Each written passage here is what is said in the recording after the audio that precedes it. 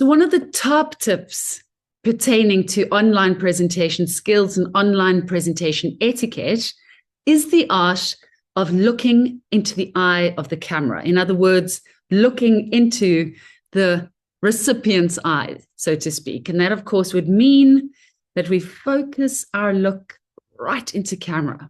And that could be pretty difficult for some people, of course, because we're naturally inclined to want to look at faces. And therefore, if you see my eyes now, and I were to drop my eyes and look and talk to the faces and talk to the people, that is quite a comfort zone, right?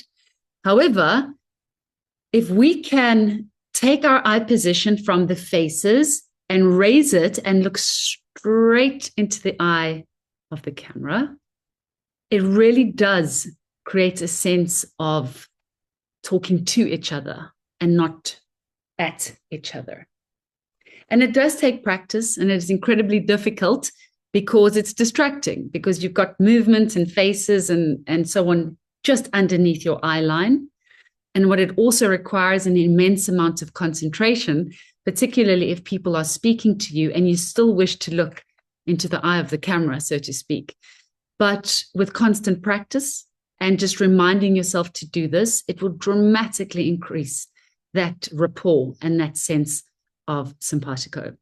And a technique that you can use is to take your thumbnails and make them as small as possible and move them right up to the top of your screen as high as you possibly can, so that if you are inclined to want to look at faces when you're speaking, at least then you can go from camera just marginally down, which is a lot better than looking right down at the bottom or to the side.